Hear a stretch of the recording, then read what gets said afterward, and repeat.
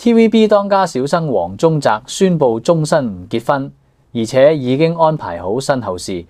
佢唔結婚嘅原因，竟然唔單止係因為後生嗰陣嘅風流史，竟然仲牽涉到單親阿媽嘅強勢同埋瘋狂呷醋。據公開承認，我識女朋友，我阿媽會呷醋。近期咧，因為一套叫做《新聞女王》嘅劇集播出之後咧，黃宗澤再次成為焦點人物。回顧翻黃宗澤嘅職業生涯，據係香港 TVB 已經做咗超過20年，據由一個後生演員慢慢成長為一個好高知名度嘅男藝人。雖然咧據係內地發展得非常順利，拍咗好多嘅影視作品，但係據始終都冇放棄過香港本地市場，一直都冇離開過香港觀眾嘅視線。特別係由2022年開始，黃宗澤係香港嘅工作一直 keep 住一個穩定嘅頻率。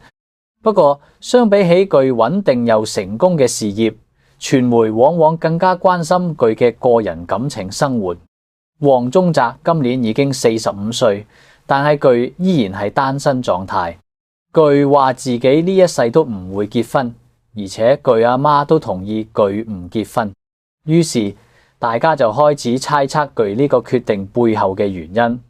有人認為佢係因為係感情入邊受過傷，亦有人覺得佢係對傳統婚姻觀念嘅反抗。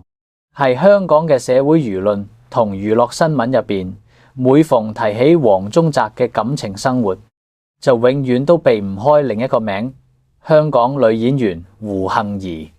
呢兩個人曾經有過一段非常之深刻，長達8年嘅感情經歷。回顧呢8年嘅感情，黃宗澤的而且確付出過好多實際行動。黃宗澤曾經使咗3000萬港紙買咗一層樓，佢特登揀買係胡杏兒當時住嗰度附近。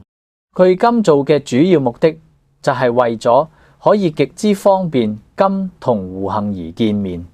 係兩個人拍拖嗰陣，黃宗澤對胡杏兒嘅感情係毫無保留嘅。不過喺呢長達8年嘅拍拖期間，黃宗澤就做唔到對感情專一。呢段感情一直都伴隨住黃宗澤嘅各種負面緋聞。喺呢8年入邊，有6年時間，黃宗澤都係成日同其他女仔傳出緋聞。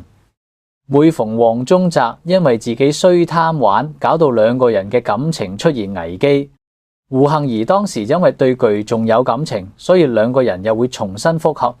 如果係嗰陣時，黃宗澤可以主動提出結婚，要求胡杏兒嫁俾佢，女方係一定會應承嘅。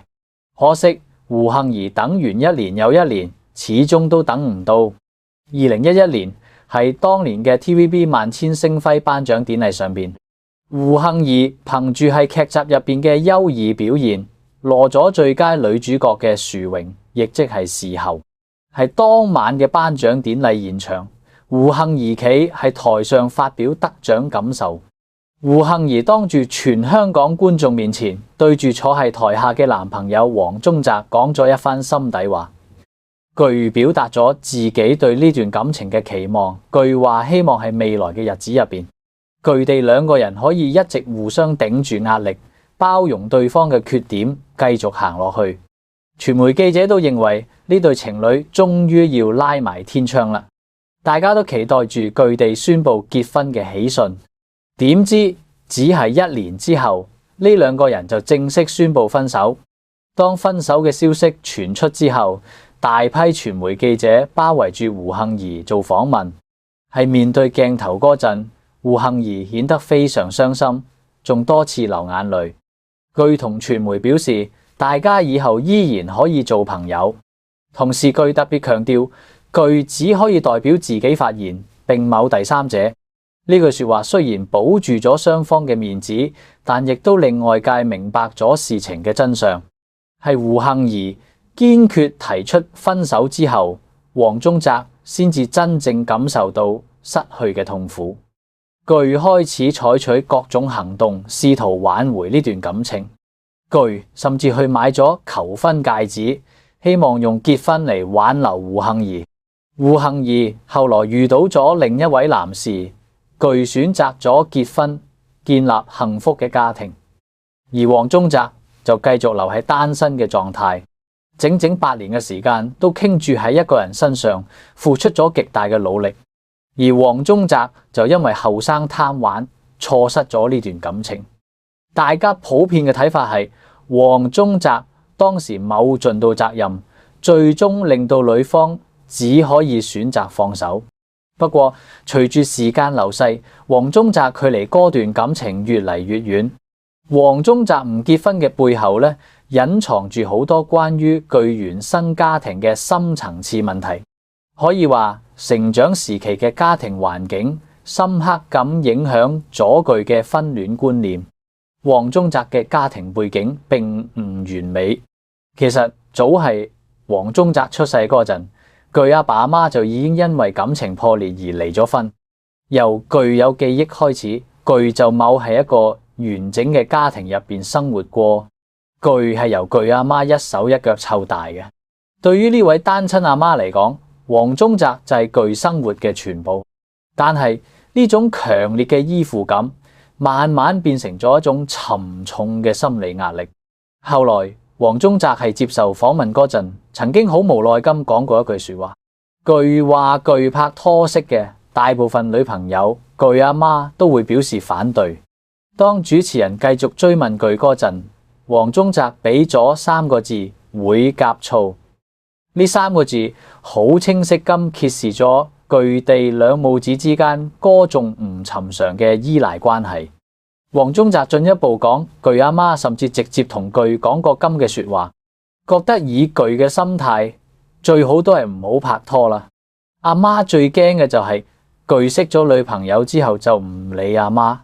當黃宗澤聽到阿媽講出呢番說話嗰陣，具只可以選擇沉默，因為具明白呢個已經唔再係一個普通父母對仔女嘅正常關心，呢個已經變咗心理依賴啦。